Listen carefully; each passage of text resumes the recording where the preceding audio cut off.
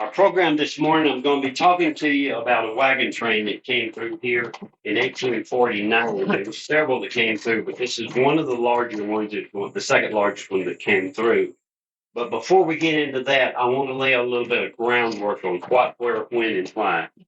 Uh, excuse me. The older I get, the less I can multitask.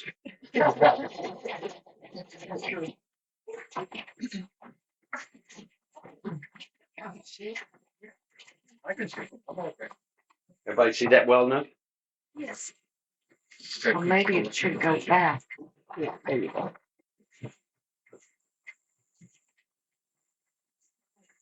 Many of you have listened to me and heard me uh, give this presentation before, but whenever I gave it before, I really just went day by day events because that's what a journal is. A journal is that officer who's in charge every day.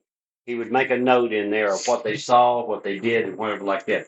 But we're going to do it a little bit different today because we want to know why they did some things. Next slide, please. Okay, if you notice this map that we got up here right now, this is 1839. It's rewritten here, I think, in 1844. Next map, please. Okay, pull it up, please. Type wide page. Wider, keep going.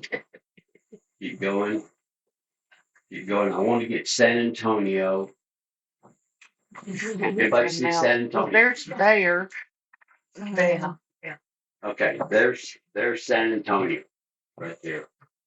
Okay, notice what you're seeing out here west of San Antonio. Use your mic. I can't hear you. They couldn't hear you. What? Thank you. Thank you. Here's San Antonio off over here, and notice what you're seeing out here in this area. Nothing. Absolutely zero. 1844. You're absolutely not seeing anything. Now, what's kind of significant about 1844 is this is 3 to 4 years before the Mexican-American War. So this country out here was really considered Mexico. They claimed that from the Nueces River all the way out west to Mexico. Next slide, please. Okay, now we move up to 1844. This is the Albert Colonel Albert expedition that went out. Topographical engineers. Next slide, please. Okay, now pull this one up, please. Okay, pull over till we get to San Antonio. Hey, Here we go. Notice same thing. There's absolutely nothing. So when you left San Antonio, there was zero out here. Next slide, please. Okay, now this is a reconnaissance mission that was sent out there. The reason they were doing these things is they wasn't happy with the northern trail that went out. So they were looking for an easier, more direct route through the south to come. Because everything come out of Indianola, from Indianola up to San Antonio out west, primarily to El Paso, because that's where the next military post was. 1849. Next slide, please. Okay, pull this one up.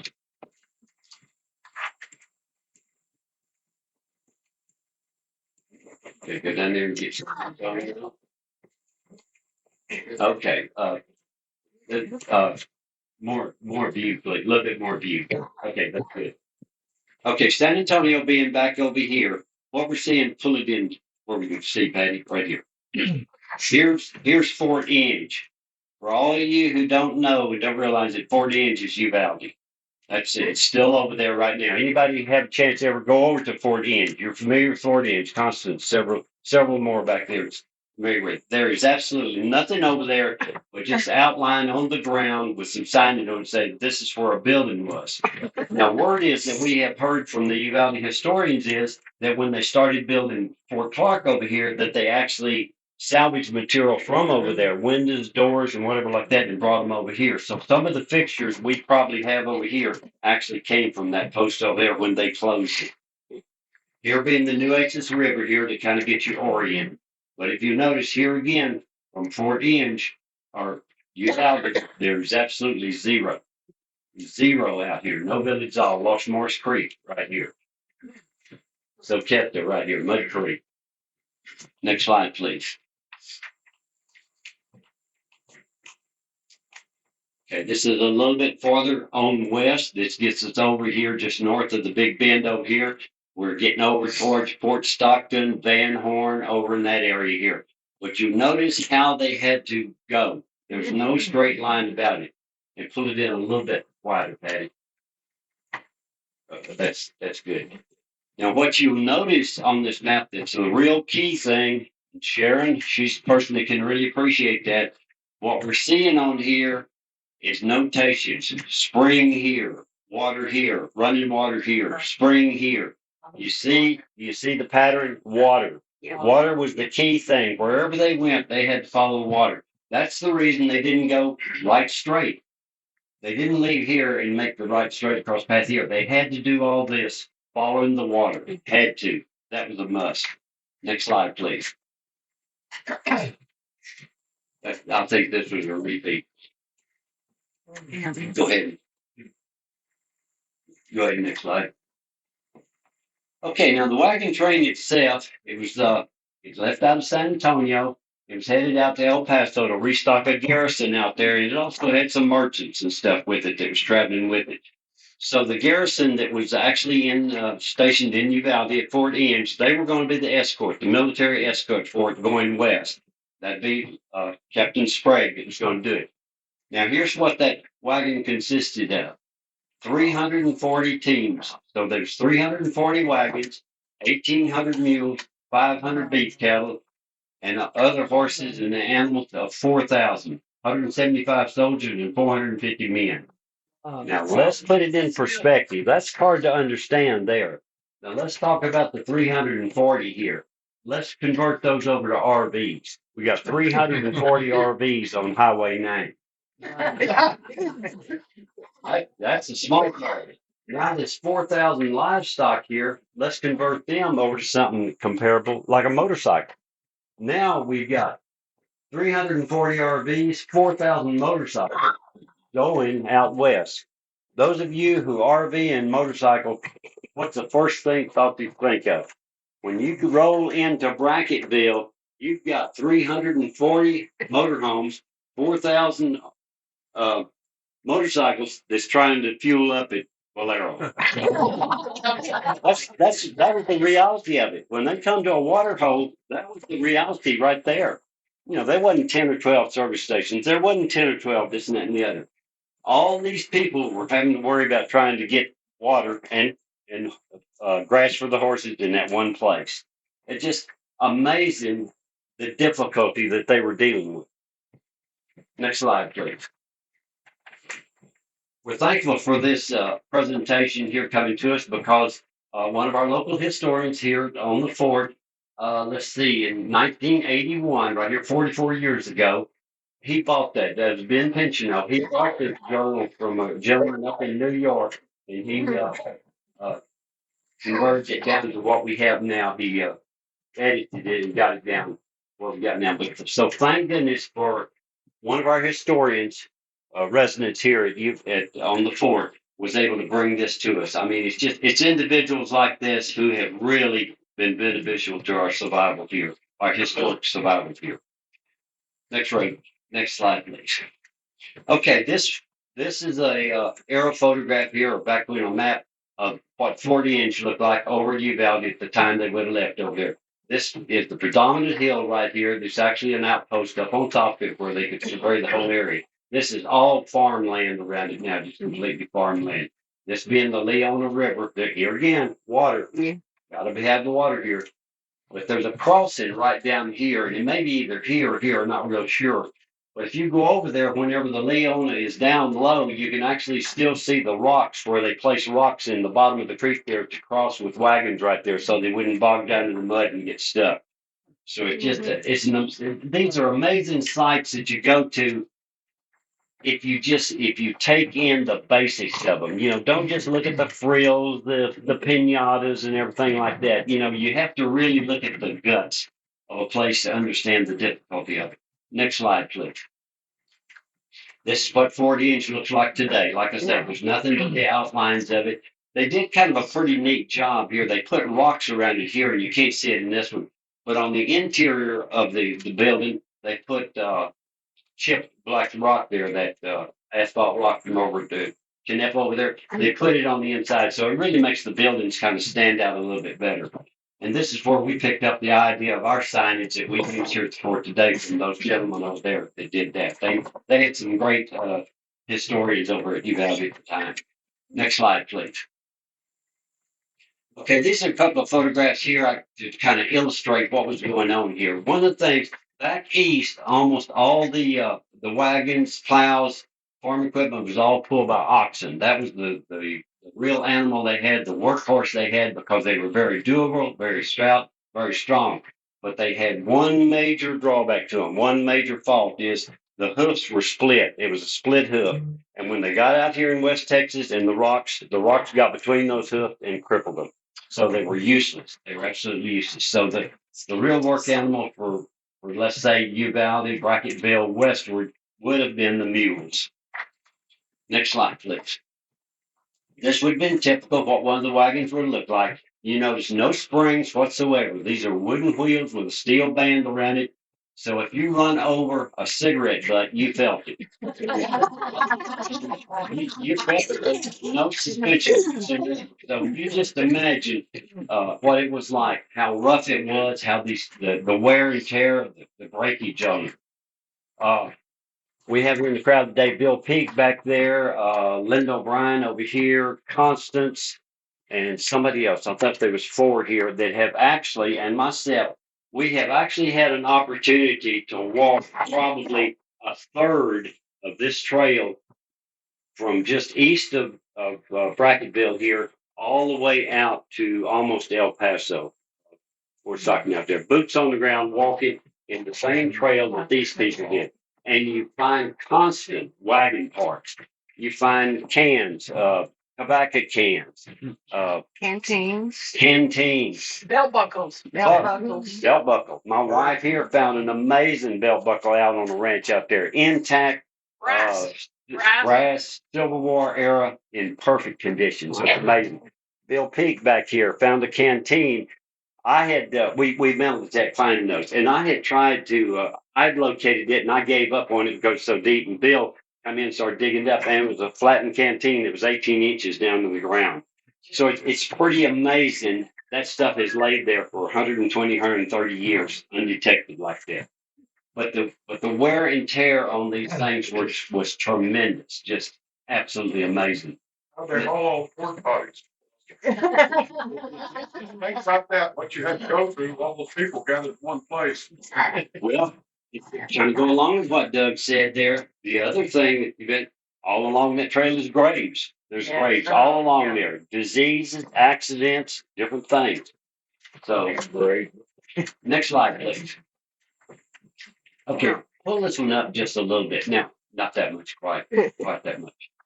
I really, really like this slide right here because in the movies, when you see a wagon train, they pull over in the evening by a babbling brook, they drag up the guitars, they have a hoedown. Yeah. Look at these people here. Now, this tells the story of what it was like. I mean, this lady right here, she's done. She's pretty well done with this. Because here's what happened. This was really the time before women could vote and women didn't carry guns. Had these women been able to carry guns, the fatality rate on these wagon trains would have been unbelievable. There would have been thousands of graves out. But they were told about all the riches out west, how pretty it is out there, the grassland, and so here we go, and we're about halfway, and look at us, just so this really, the faces of these people, it's just amazing. Next slide, please. Okay, now here's a neat slide here. We can tell what's happening here. They got all their bedding out on the trees. They're airing it out. One or two things happened here. Either they got caught in a rainstorm and it all got wet, or this was the first opportunity in a month and a half they had time to take the bedding out of the thing and air it out. They had, this is in June when they went. We're talking about 90 degrees weather, and we're every day on the trail like this. So they probably slept in the same bedding here for a month. Out there, sweaty, hot, no showers, no baths for this period of time. So it wasn't fun. They took the fun out of it. Next slide, please. Okay, pretty typical here. And the thing you're seeing here is the most important thing about it and the true story of it. Look at the dust. Look at the dust. Like, that's what we get back to. 340 wagons, 4,000 head of livestock. They are making a lot of dust. But more importantly, what they're doing, can you imagine the trail that they're setting there? A blind man could find that trail after the 4,000 animals have been through there, beating up the grass, churning up the dirt, churning up. So it's incredible. And it came right through us, right through here. Next slide, please. Pretty typical, when a wagon broke down the part where it couldn't go anymore, they just abandoned it, loaded the stuff on their friend's place, or they started building them a shelter right where they were at. A lot of times those women said, "That's it, right here, unload it, we're good." That's the way some of those little towns were established. We're good. Yeah, we're done. Next slide, please. This is pretty typical of one of the wagons. You see he's got his firearms strapped to the side here, and it's just, it's not organized. In the movies, everything's nice and neat, all set up and everything. He's got a wheel off right here. Wheels laid on the ground here was working on because this was common. This was almost a daily, especially when they got past Del Rio. Not too bad from here to Del Rio or from San Antonio to Del Rio. When they got to Del Rio, that's when the fun really started.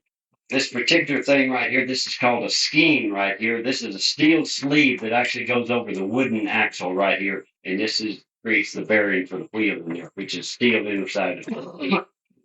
Next slide, please. Okay, now we're getting into 1857. Next slide, please. Bring it up closer. Okay. Uvalde County, Kenny County. Okay. Yeah. Okay, let me get my bearing here. There's Medina, Uvalde, Kenny. Yeah, here's Fort Frog. Yeah. Here is more or less the trail that they went right here. This is laid out map of the trail. And this is hand drawn maps, so they're not perfect whatsoever. But what you see is, look, if they're headed west, look how far they went out of the way. Why would they have gone 130 miles out of the way up here? And the person who probably tell us is Sharon, sitting back there being from Sanderson. This little item right here, the Pecos River. There was no way to cross the Pecos River here. They had to go all the way up to Ozona, almost to Ozona, to get across, to go back down the other side of it. So this is another amazing feat that these people had to go through. The only people that was traversing the Pecos back then was Bullis and the Scouts. They were doing that with mules and horseback. And that trail is still there today. You could go over there to the view center over there and stand and see that amazing trail. In fact, we don't have it here, but in the museum, we've got an actual photograph of that trail that you can see today. It's incredible history. Next slide, please. Okay, pull it up. From probably Uvalde, yeah, a little bit. Okay, go back away a little bit. Okay. Now this puts it in a little bit better perspective here where you can kind of see what's going on because we put names on. Fort Inge, Uvalde, Fort Clark, Brackettville. Now we get up here to Camp Hudson. That's just north of Comstock. And then we go on up to Fort Lancaster. That's up there by Sheffield. So that kind of gives you an idea of the direction we're going across here. Fort McCavitt back over this way. But now then we turn, we go across to Fort Stockton, then we're over to Fort Davis. Fort Davis, we go over through.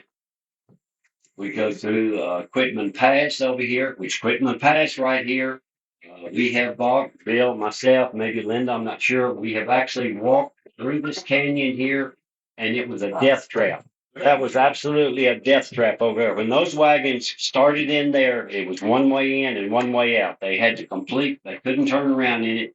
So the Native Americans that were disappointed with them, that's where they took advantage of them and really just slaughtered them right there in that. There was another place which we'll get into called Dead Man's Pass, North Comstock. But when they hit the Rio Grande here, then they had pretty smooth going all the way up the Rio Grande. There's San Ignacio, San Rosario up here. Anybody ever have any of y'all had a chance to travel out here in any of that area out there?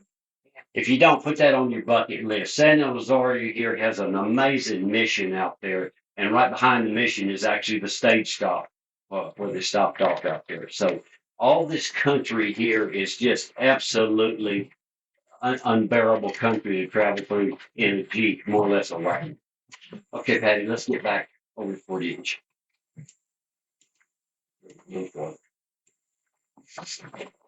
Okay, I'm trying to get started now with reading you some of the excerpts from some of the journal. I like where I can see real good. Okay, we start out this, it's in July the 2nd, 1850. Right away, what do we think about July? 100-degree weather, right away. The uniforms of the military? Wool. Oh boy. Why did they wait so late in the year to go? What do you think? Real key factor. March and April is when all the heavy rains come, the floods came, the creeks were flooded. They couldn't cross them. They had to wait till after that. So little things like that take into consideration. Okay, now then he's going to start out. He started out from Fort Inge. The wagon train left San Antonio. It's already ahead of him. It's already past Fort Inge, and he's leaving out with his men.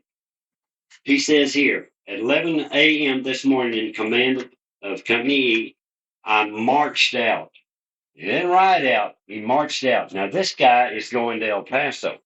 Marched out. So, how many of you here think you could just get out the door right now and walk out to El Paso? You know? Let's go walk over to El Paso. You know, 550 miles? No big deal. No big deal at all. Okay, he says on here, and these are important little things he says. He comes in here and says, the road passes through open country, so easy going, nice easy going, not too much brush.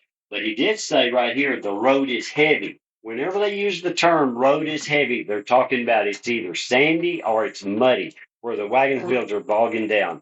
So anytime we see that terminology, the road's heavy, that's what's happened. They're having struggle getting through it. And he comes on the very next sentence, and he said, because they had been rained the night before. So he was in mud. Dealing with mud. Good camping ground is found about 1 mile left of the road. So right off the side of the road, they pulled into the road.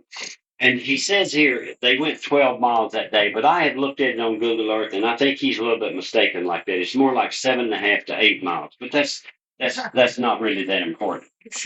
Okay, the next morning, 7 a.m., he moves out a short distance, and then he comes across the Nueces River there. Well, Nueces River, he makes a statement here where we camped on a high bank. Well, right along in that particular area, if you're familiar with that country over there, there's only 2 places where there's high banks over there. So we pretty well know exactly where that guy camped with his 275 soldiers there. Would that be Chalk Bluff? No, that's way north. This would have been south of Highway 90. South of Highway 90. Yeah. It would have almost been in line with White Mines and Fort Inge, almost in line there. Trying to think that there's named a ranch over there at Klein where that big cleared field is. There's a big just past this wind farm right now. There's a big cleared field right there.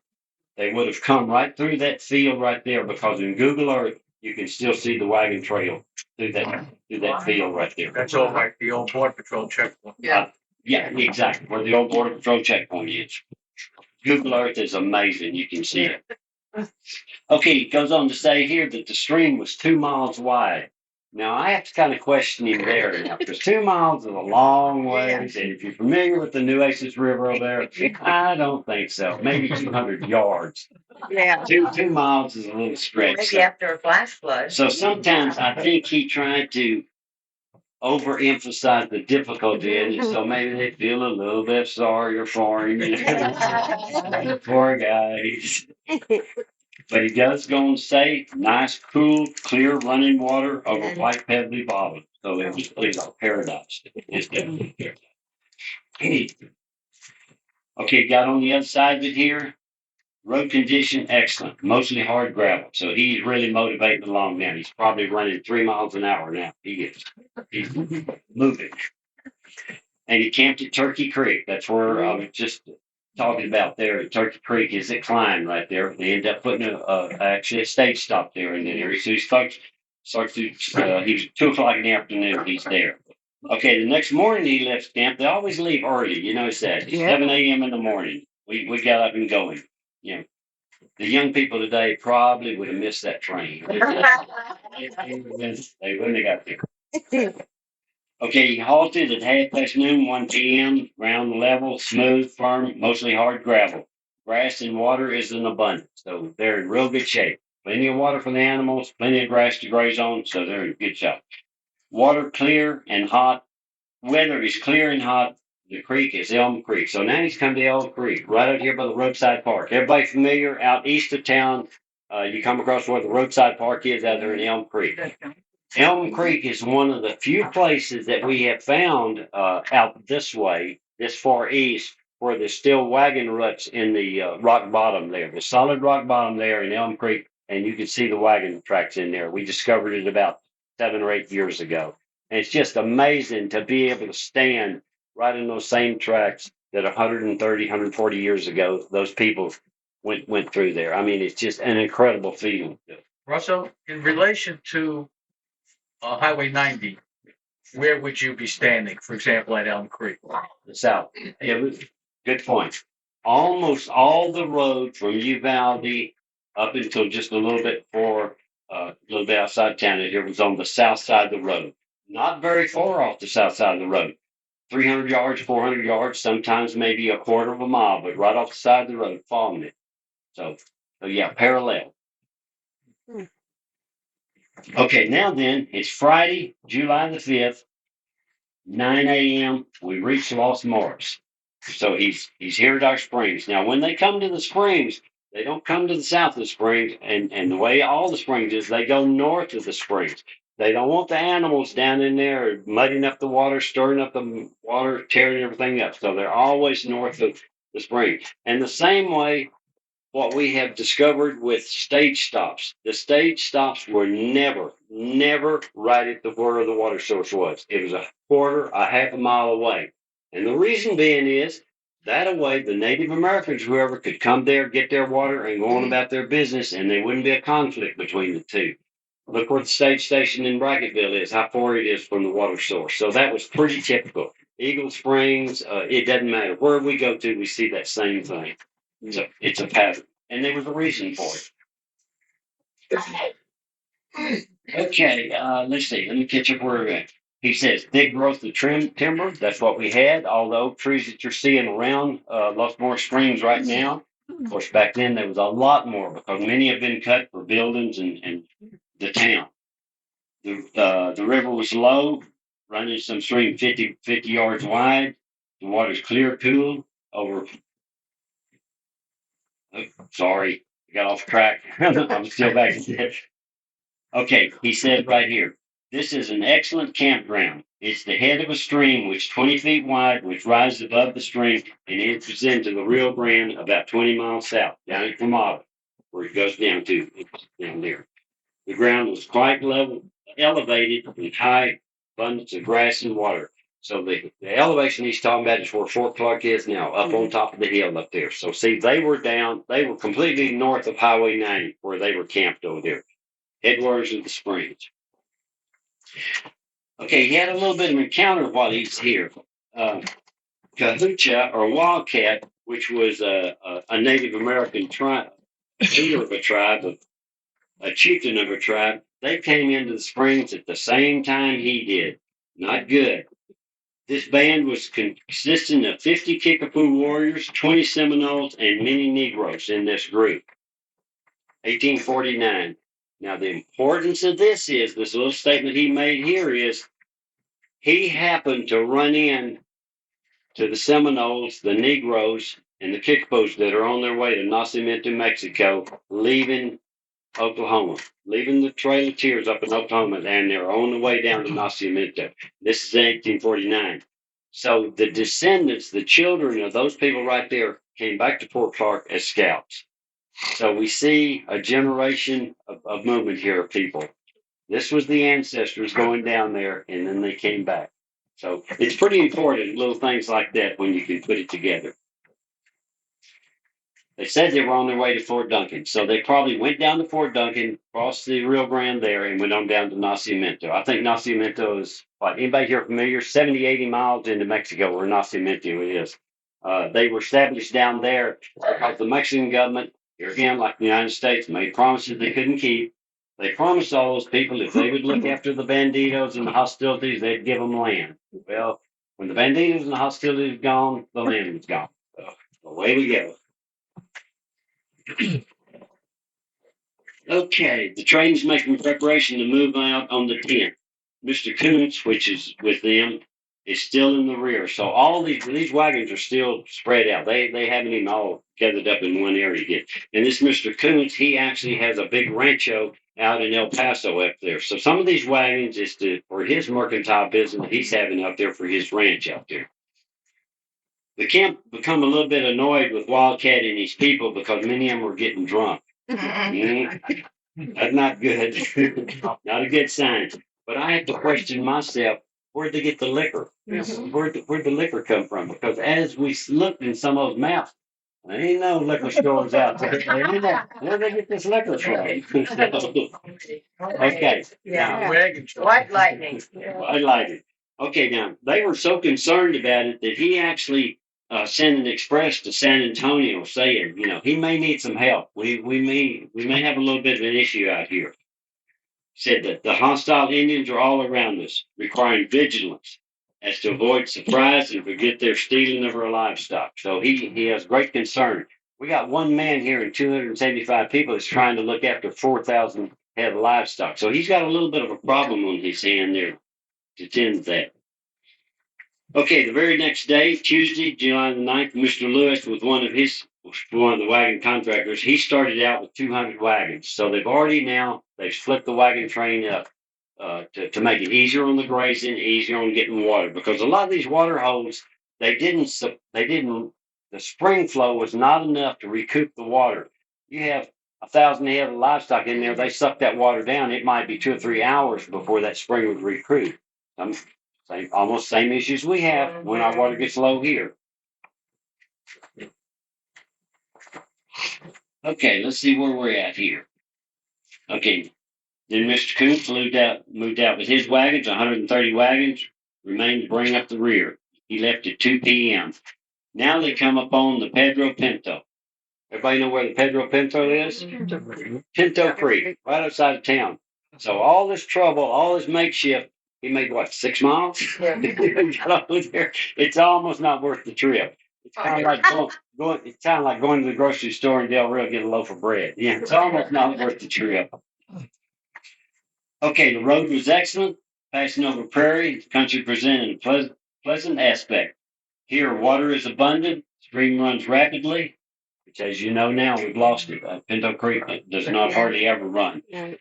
A foot deep and about 10 feet wide. Weather's hot and dry. Now, the other interesting thing about Pinto Creek is just west of it, that's where they crossed back across Highway 90 on the south side. Out west here, before they got to Los More Springs, they crossed Highway 90 and went to the north of it, where the stage station is in town, El Paso Street, through that area. Now they crossed back over on the south side. And I think the only reason they did that is to make the wide berth around the north side of the spring here, because they kind of made a little loop around it, if you will. Okay, now he continues on. Left camp at 7, rode good, over prairie entirely, destitute of timber. No lumber whatsoever. Probably a few little short mesquite bushes and prairie grass. Now they come to Soqueta Creek. Spanish speaking, Soqueta Creek. Mud Creek. You're all familiar with A.J. Foyt's ranch over here at Mud Creek. Now, I know from experience on it that whenever it has flooded, whenever it has rained, You ain't getting across it. You're going to bog up in mud. We have been out there in it surveying when it had rained out there. And sometimes we got the vehicle stuck out there, and we were fearful that we would be stuck out there in that place. So that's a huge marsh out there. Okay, let's see. He moves on now. Grass is still abundant, both sides. Continue on to Arroyo Pedro. Okay, I'm thinking maybe he's probably talking about Sycamore Creek here on this because he doesn't come down. Just a second, let me pick up the Maverick Creek. It is. Now he's at Sycamore Creek up there, and we know for a fact, right exactly, we have walked exactly in the footsteps where he crossed Sycamore Creek, which is south of the bridge. When you cross the bridge there on Sycamore Creek going to Del Rio, you can look over to your south and you see the railroad bridge. About another distance from that down is where the crossing was down there. In fact, that's a matter of fact, that's where Bill found the canteen out over in that area. Okay, we started from camp at 6 o'clock. Coons and the train in advance. Passed the day through San Felipe Springs. Now they finally made it to Del Rio. So we're just whipping it now. Stream is about 8 miles from Arroyo Pedro. Comes to the San Pedro. Now, the San Pedro, as we know it today, is Devil's River. Different name to it. They changed the names over the years there. So you can pinpoint where we're at. Now, then, approaching the stream, a very bad hill. If anybody can remember the old timers here, I won't call any names, but Alicia, she may remember. You remember Devil's River over there in the days before the dam? Yes. You remember what it was like? Steep cliffs, almost like the Pecos. That thing had just steep cliffs all along there with just a little babbling brook down the bottom of it. Changed quite a bit now from what it used to be. But anyway, they had to traverse this and get down and cross it there. And it was difficult because that is all hard rock canyons there and a steep incline there. But to me, what's really remarkable about that area over there right now is if you take 454, which 454 is the old Highway 90. When you go north, going west out of Del Rio, you go out there a good little ways, the road forks out there. That right-hand fork is spur 454. That's old Highway 90. That takes you down. It actually goes in the lake now because it's there. But what's very unique about that area there is that is one of the few places there where you have an opportunity to see where the 1800 road was, where the 1920s highway was, where the 1940s highway was, and now the modern today highway. You can see all four of those highways there right in one area. One just moved over a little bit from the other. So it's pretty remarkable there. The old road bed now, which is out of the water of the lake, you can see the culverts they built back then. You can see the built up road bed from the 1920s in through there. That would have been Model A's, Model T's traveling that road. Okay, let's move on along here. Okay, there was caves down there called Painted Caves on the other side. That was a real popular stop-in place there. The rear of the train started coming in. The country here is high, barren hills, black rocks. You can see some of those over there in that area today, vegetation. I'm trying to get to here where you got to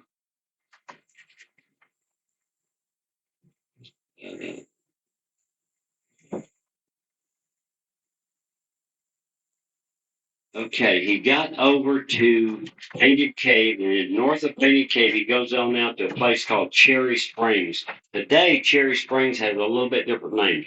Today, it's called California Springs. You can see it on most maps out there.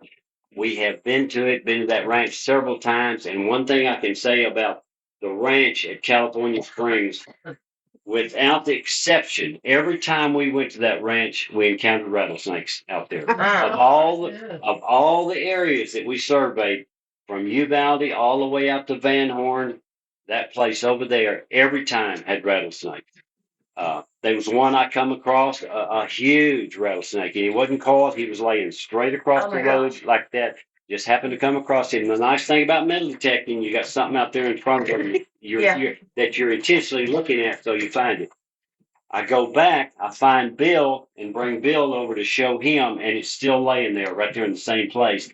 But we go back and we contact the ranch owner, which is with us, and we ask about killing them because some ranchers want you to get rid of them and some don't. So anytime we're on people's ranches like that, we try to uh, be very adequate about it, be what the landowner wants to do. If he wants to keep the artifacts, we gather and give them to him. If he don't want the artifacts, we leave them lay. So we're always very vigilant about that.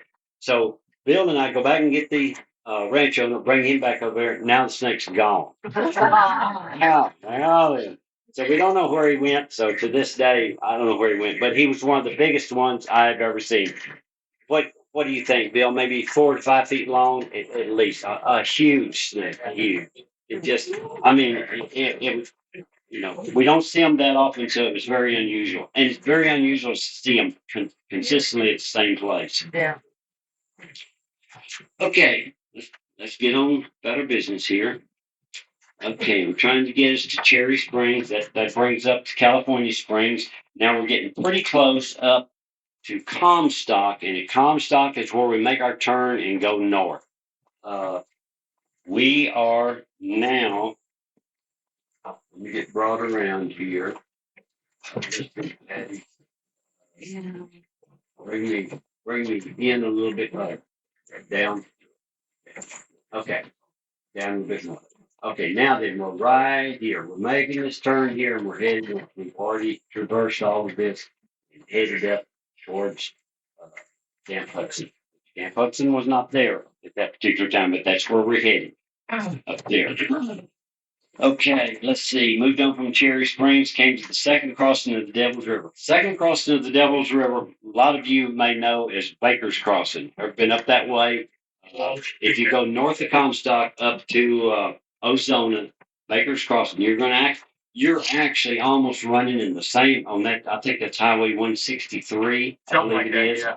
You're almost in the same footprint as the old road, as the old wagon road. It varies a little bit, but you're almost driving right in because the distance between the cliffs on the side and the water is not so great. They had to build a road right in that same area again. Now he starts in with the fact that the road has become very rocky. As you all know, going up that way, there's nothing but rocks going up that way. Past Lewiston Camp, going up there. Day 22. Moved out from camp at 5 o'clock in the morning. Now they're getting started a little bit earlier.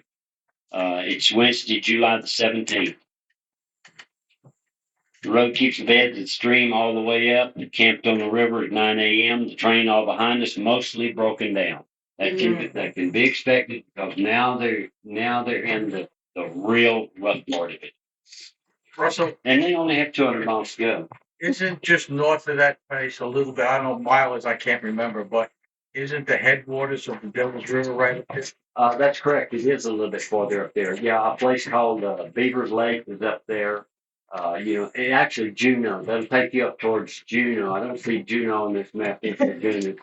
But Juneau is somewhere probably right up in here. About Microphone. Oh, sorry. Yeah, the little town of Juneau is right into here. So they went right up that way. And there was actually a stage stop there in that area at Juneau. Right there. Beaver Springs is a popular one. There's a real good book out on the market called Sharp's Rifle and Spanish Mules. If you ever have a chance to read that book, it takes you through this whole thing in a wagon, in a stagecoach. Excellent, excellent book. And it talks about all the same places I'm talking about there. Okay, where are we at here? Let me find my place. Okay, they're up at the headwaters of the Devil's River. And here again, he makes the point. It's a good advantage point for a post up there. The valley opens wide, about 2 or 3 miles in width, very fertile, timber, grass abundant, favorite resort for the Indians, Native Americans. They're obligated to keep their valley on their way to the Mexican train in the rear. Remained in camp. Lewis camped up with the entire train in good order. Signs of Indians around us, all around us. Still in camp, heard from coons 13 miles in the rear. So this wagon train is scattered out for 13 miles there. You can imagine. That's what the equivalent of here to. Just past, 3 miles past Crawford. Mud Creek, yeah, good example. That's how far it's spread out there. Lots of dust, lots of dirt being kicked up by all the people. Let's see. Okay, Tuesday, July the 23rd. Coons with his part of the train arrived today, actively engaged in repairing wagons. That was a daily deal. These things broke all the time, just constant. Repairing wagons, and I mean, almost every statement here they make repairing wagons and harnesses for the next 40 miles, to make repairs. Still in camp making preparation for the move tomorrow. Coons up nearby. Indians about us, but not seen. Day is clear, dry, and hot. This is excellent camping area. Water from the creek, good ground, grass abundance. Started from camp at 4 p.m. Now notice they started originally at 7, then they went to 5. Now they're at 4. So Yeah. Yeah, AM. before the heat. it says p.m. Yeah, they started. I guess they were delayed so long, probably making wagon repairs. I don't know, unless they were trying to travel at night. Now could have been because you remember there was a wagon train before then that went through road building, so there was somewhat of a road, probably in maybe a moonlight night or maybe somewhat twilight. They could probably easily see this road that was beat out by all these animals. Okay. The road here ascends to a tableland, panning from pebble over some rocks. They're generally good. Cattle travel rapidly. Found good grass at 12 at midnight. So see they are. Yeah. They're traveling at night now. It's supposed to be cooler too. Yeah. No water. Camped high mountains all around us. Water in our kegs was sufficient for the last command. So they don't have water access that particular area they're in. Howard Springs is coming up next, but they're probably not there yet. Yeah, it says right here in the next paragraph. Moved out of camp at 7 a.m. The road mostly. So they traveled almost all night. Now it's 7 a.m. and they're getting started again over the mostly prairie land, good hills, rocky grass in abundance. Prairie burning all around us. So the Native Americans have set fires around there to try to disrupt and maybe break some livestock out of the herd so they can have breakfast or something. Yeah, something to eat there. Hamburgers. Grocery store was coming. Yeah. On this road, there's a hill descending to the valley of Howard Springs. Howard Springs is way out in the middle of nowhere. We can spot it here on our map. Howard Springs is right here. When you leave Howard Springs now, there's almost nothing till you get to Fort Lancaster up. This would be Highway 10. Now, Interstate 10 is running right across here to give you some perspective where you're at, so you don't get completely lost. Okay, they reached the spring at 1/2 p.m. Found Lewis in camp, his cattle up in good order. We moved out from the Pecos at 5 o'clock.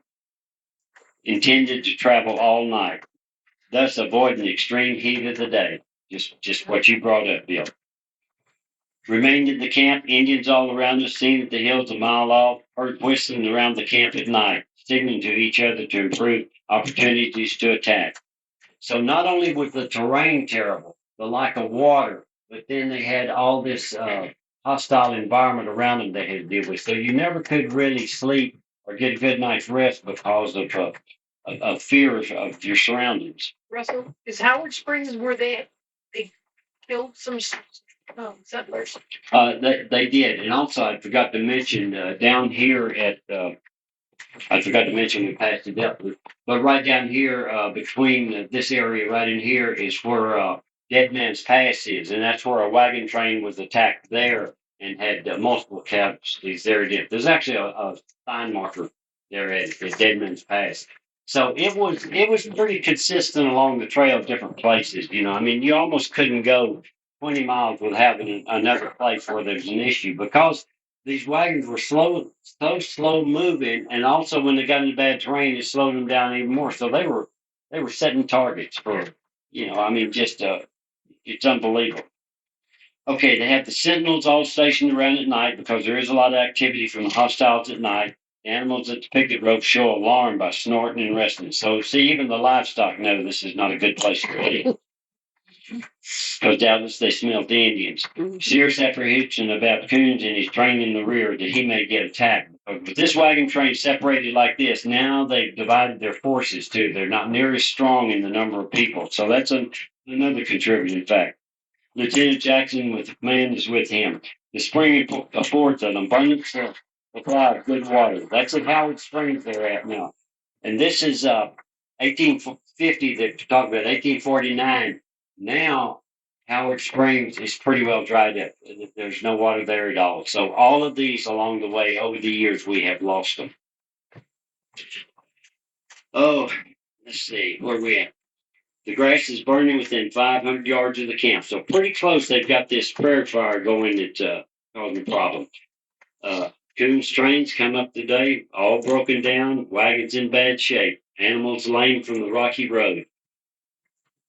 His mule team came up in good condition. So, see, he was probably still maybe pulling with oxen if he was, which that was a terrible mistake because it crippled them to the point where some of them had to be put down.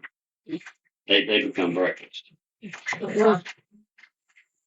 Today is what they call Stampede Sunday. We left Howard Springs at 10 a.m., leaving Coons in camp with 60 men and 40 wagons in the corral.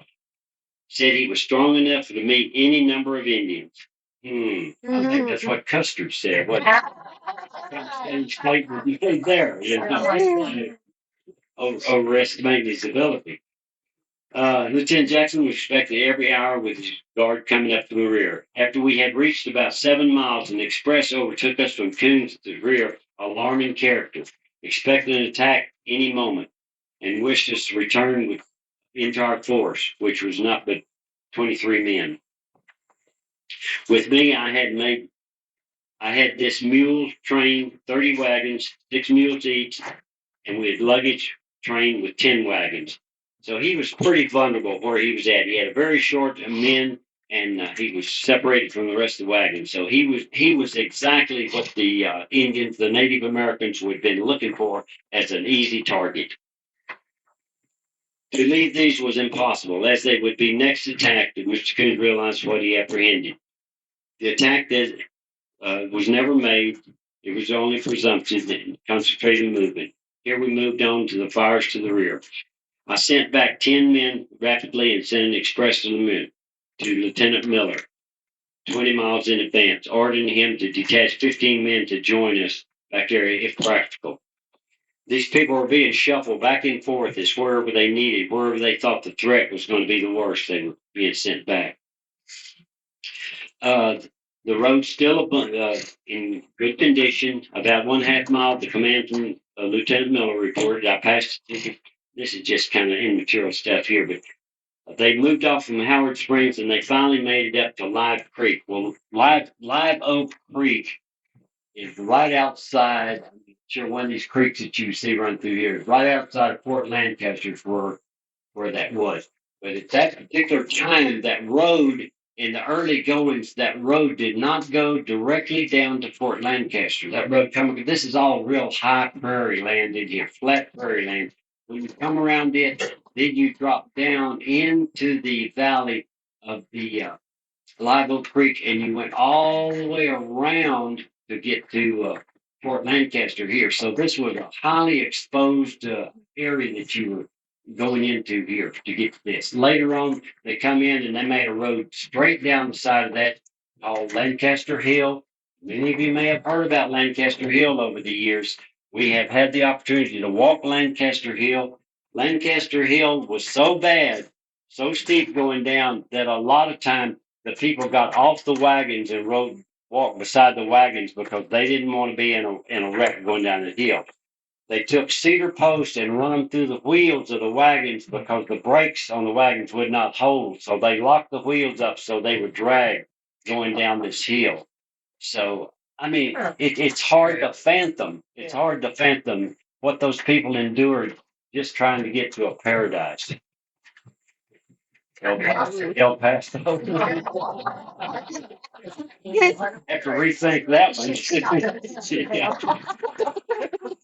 Okay, let's see if we can get on to. See, Fort Lancaster wasn't established till 1855, 5, 6 years later before it was put together there. Okay, Monday, March 29th at 7 a.m. This morning, we camped after a most fatiguing night march. Animals without water. The men have enough in kegs, traveled 100 miles, and we filled Sundsville with water. Traveling in this night, grazing that was grass and damp, did them materially. I'm not sure what he meant by that.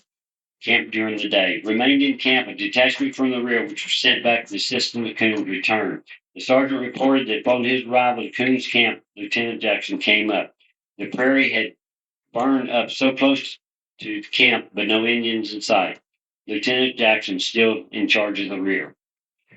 Okay, they marched from the camp on the live oak, which is Fort Lancaster, came to the crossing on the Pecos, is where he's talking about, a ford of the Pecos, 4 miles. We have actually been to that crossing, across that very area where they're talking about there. And there's 2 places there. One of them they call the ford, which is still there today. And the other one, of course, over the time of years, it's gone. You can't even recognize it now. The river at this point is 30 feet deep. And it's now, I'd venture to say, it's probably 5 feet deep, maybe. The shallowest part, he goes on to say, was 4 feet, 6 feet in height. That was how high the banks were along there, very difficult getting into it. A few cottonwood trees along the way, bushes, coarse brush along the way. The water is the color of half-burnt brick. That's pretty typical of the Pecos up there. That water is not desirable, it's sure not, but it's what they had. Thick and brackish, disagreeable to the taste and injurious to the animals. So even though they had water, it really wasn't very desirable. The prickly pear roasted and threw into it to purify it. The valley is 3 miles wide with good grass and camping. Here, the entire train is at rest and repair damages. An iron bridge has been thrown together. And that iron bridge, there's kind of remnants of some of the old beams, not the iron beams, but the wood post that was there to support it is still there today in that area. They don't have very heavy floods up there that north on the Pecos. Let's see. Here again, on Friday, August the 2nd, there's still fires burning all around them, so the Native Americans are still setting fires. Lewis crossed all of his wagons today, requiring much labor. So crossing these things was very difficult. Mud in the bottom, steep banks on the side, and just the ongoing difficulty of it. They actually made somewhat of a bridge there by taking damaged wagon parts and pieces and laying them together as a bridge. Anything to make it way. They had to make do. Russell, excuse me. You started in San Antonio in July, right? July the 2nd. The day that I'm just month-wise. Yeah. What month are they in now? August. But you said March. I'm sorry. no. I'm sorry. Yeah, August. Yes. We're August the 4th, actually, now when you said Live Oak, which is Fort Lancaster. That's pretty good trip. So he's been a month. Yeah, I'm saying that's pretty good distance for a month. Oh yeah, they're condition. Yeah, Right. they're just whipping it now. Yeah. And taking into consideration all the breakdowns, all Yeah. the trials and That's what I'm tribulations, saying. they are making pretty good time. And those guys are walking. Mhm. They're walking. So they're good with the slow pace. They're okay with that. Okay, they're still crossing. It took them a day to get all the wagons across there at that particular time. Moved them down here. Train crossed over the Pecos at sunset. Good condition. Cattle are broken down. Wagons old and broken. Some of the teamsters are beginning to get a little disappointed, a little grumpy, a little grouchy here. So it says the teamsters are insubordinate. I bet that was an understatement. That's probably when the first union started, right? Yeah, I can believe it. Yeah. I think if he'd used the word irate, would probably be a better word for it. Moved from camp today, Coons followed, camped at the Springs 3 miles off. Lewis in good shape. The bottom's good. Plenty of water. So now we're back in good shape. We're rolling again. Received an express from Lieutenant Miller with the advance that the scurvy had broken out. Now we're about sick. On top of everything else, we need oranges. Oranges. On top of this, yeah, yeah. Send So somebody back to Florida and get them. yeah, okay. They heard a French stagecoach train 10 miles in the rear. This French was, this is not the same Lieutenant French that had scouts here. This is a different French. This was a French here that was kind of a shyster. He would talk to these Eastern people up here and tell them about all these riches out here and whatever. And he'd load them up on his little stagecoach and his train for a nominal fee and haul them out there to this paradise. Well, that's him coming up in the back here. Still in camp. Let's see, Sunday, August the 11th, still in camp. Fritz visited me, his train with 200 passengers. So now, all the people they had before, now there's 200 more people have joined them. Wow. 200 more mouths to feed along the way. Stage wagon camped 3 miles in the rear. That's quite a little distance, separation. When you talk about 3 miles, one camped here and camped over there, you're pretty vulnerable when you're spread out like that. Okay, here we go. Represented that he was out of flour, sugar, coffee. So he's ill prepared. He's ill prepared for this trip. So the wagon master authorized to sell him a small quantity to get him by, to try to get him up to, because geez, he's almost halfway. He's down there. But here's the real thing, though. He did have mail with him. He brought some letters back home with him. So everybody's rejoicing. Now we got mail. We're in good shape. Okay, now he's on the road of the Pecos, going on up north there, perpendicular to the bank. So they always followed it whenever they could. They have the water, have the grass. Let's see. The road is no better. In some places it's wet and impassable. Found out that we could obtain water. Heard from Lewis and Miller 10 miles in advance. Camped at 3 p.m. Doesn't say where he's at, though. So let me move on a little bit to get you oriented to where he's at, because it is. Okay.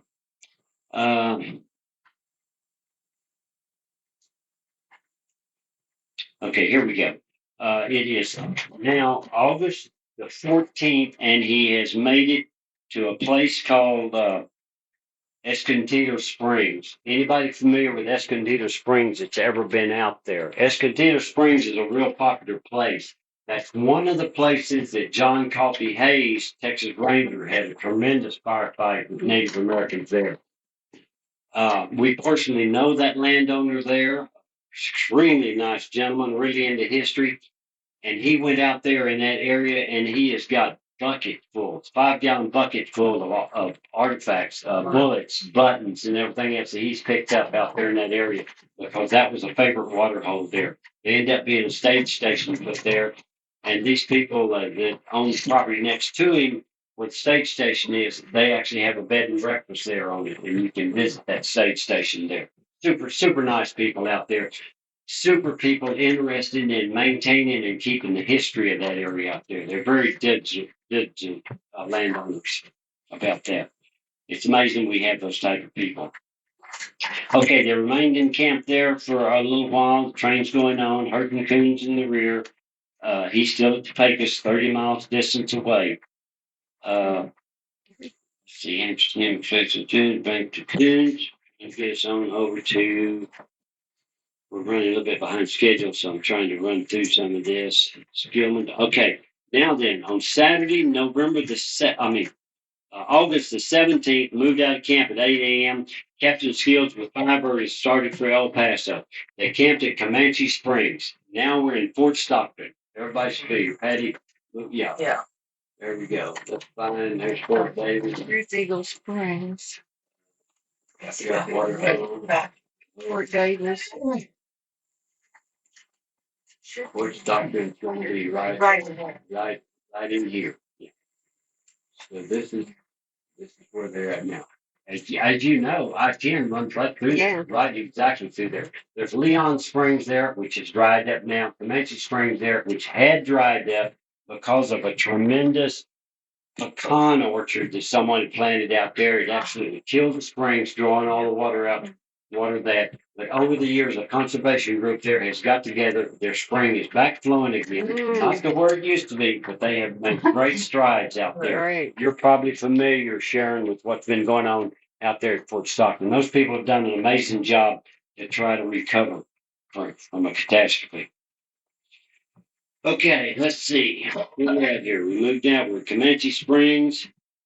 Here the road from Fredericksburg comes in. Now this was the upper road that came in. So they finally joined back together. So now from this area, from Fort Stockton on west, it's going to be the same road that you're going to be traveling on. Let's see. Get some over here a little bit further into this. There's a lot of just stuff he talks about that's not important to you or not interesting to you.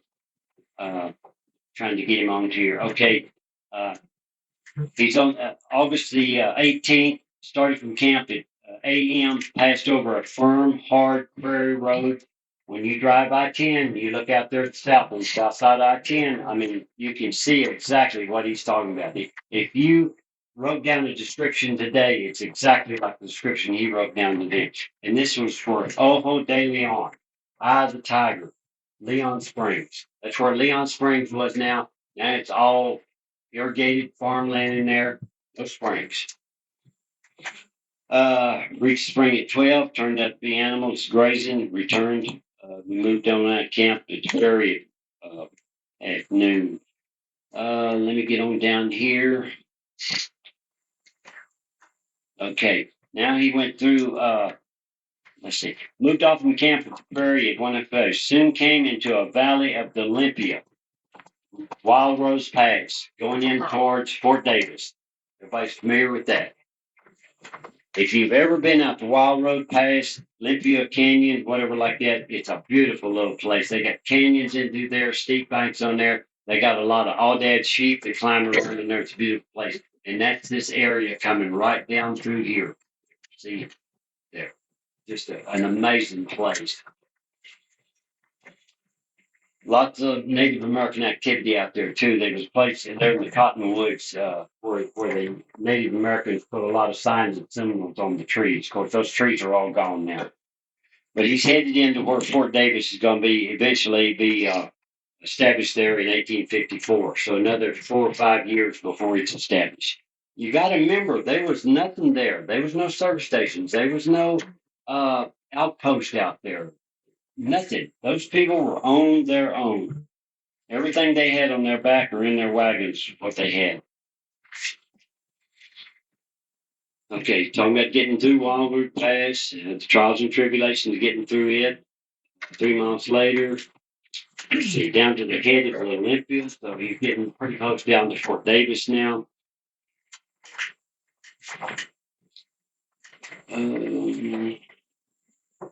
Smith Creek, trying to find landmarks is what I'm looking for, so you'll be familiar with where he's at. Afterwards, he keeps making the statement though that there was plenty of grass and plenty of water in this area, so it was really good. He's actually left Fort Davis here, and he's moving out. And you'll notice here's a spring, here's a water hole, here's a spring. They make all these notations on this thing because that is super important. That's a Valero. That's a Yeah, right. those are important. If we travel today, that's exactly what we're looking for. Yeah. We're pulling that RV, getting 5 miles a gallon. We want to know where the next service station is. Same thing. These people, 4,000 heads of livestock, where's the next water at? We had to know. So all these early reconnaissance missions map those out so they could find them. Future people could find them. Okay. And to get where we know where we're at. Bear with me. Okay, Eagle Springs. This is one of the places they stop by. Tuesday, July the 27th. They halted at Olympia. They went on driveway. We camped at 2 p.m. at Eagle Springs. Eagle Springs is another one that we have had the opportunity to go find. That is between Van Horn and what's the community? Sierra Blanca. Between Van Horn and Sierra Blanca, you turn off the highway at Interstate 10 and go south. And here again, dirt gravel roads for 12 miles out through there, and you get to it out there. And almost all the rock walls are left of those old state stations are still there intact because they're on private property and they're kind of protected in that respect. Okay, moved out of camp at 6 a.m. Wednesday, August the 28th.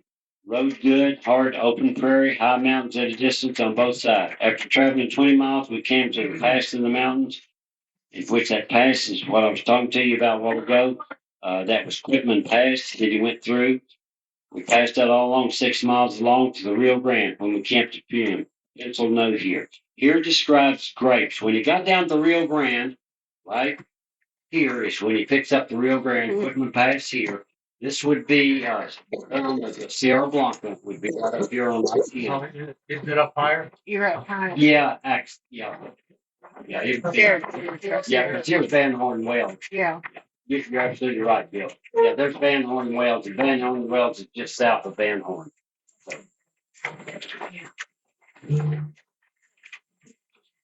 Okay, when he got down there, he picked up the Rio Grande, and they started north. They're getting real close to their destination here.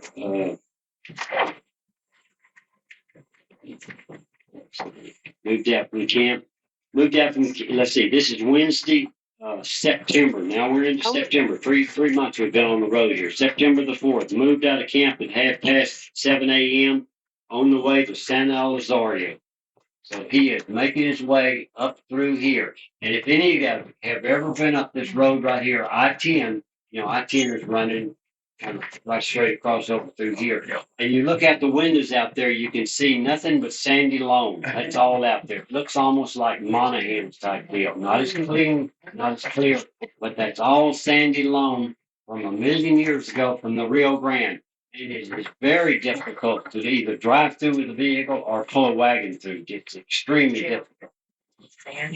There's actually a farm to market road down here now that follows right along almost the same footprint that follows.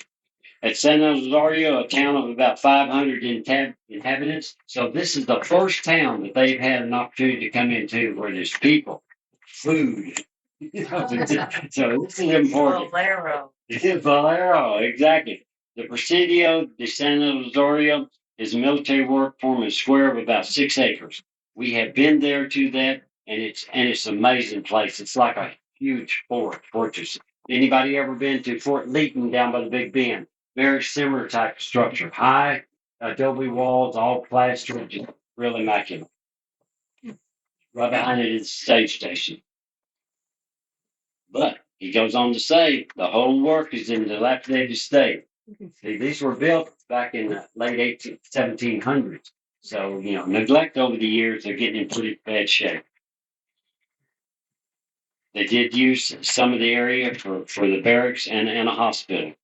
Troops of two companies are comfortably quartered there.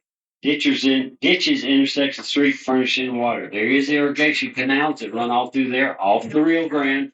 Those irrigation canals are still present there today. You see them. And he goes on down to say there was numerous gardens. It had fruit trees, grapes, apple trees, pears, peaches, and quinces, all growing in abundance. So this was a very lush area there, right along the Rio Grande. Plenty of water, good soil for all the stuff to grow. So this was a paradise from what these people had experienced here over the last 3 months. They were finally in utopia. The old cracked bell in the church constantly reminds them their obligations to the priest and God. Went to El Paso, another 21 miles on leaving San Elizario, passed through a small town, adobe houses, 5 miles, called Socorro. The town of Socorro, still there today, just like it was. Just there's some of the old adobe buildings, numerous adobe buildings still there. But they finally made it into El Paso, which back then it was called Franklin. called El Paso, Paso to the north, and Franklin is what it's called back in those days. And they reached into town there, and he said, let's see, what's his distance here? From Indianola to El Paso is 972 miles. On the 15th of September, 200 wagons of the train in charge of Mr. Lewis reached El Paso. Mr. Coons, with 120 wagons, was detained at Guadalupe Mountains because Coons had decided to do something different. Let's see, hey, pull it, go out, no, out a little bit before we can see it wider spread. Oh, okay, Coons had decided to take this route up this way, which this takes you up by the Guadalupe Mountains up there. That'll take you through Pines, Dell City. Dale City, Dale City. exactly.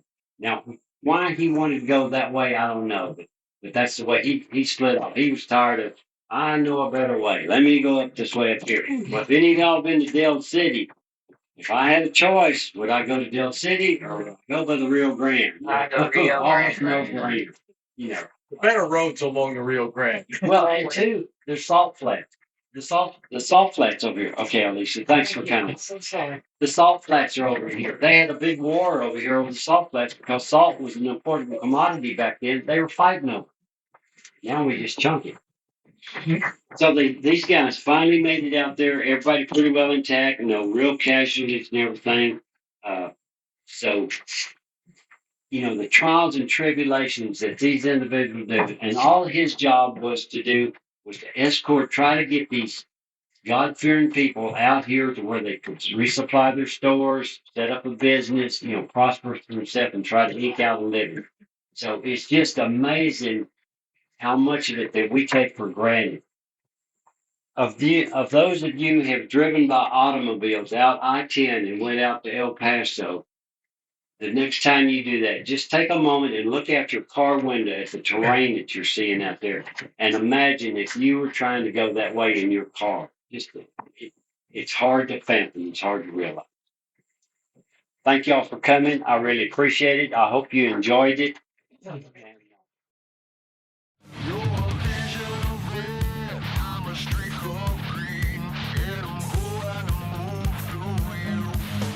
Run.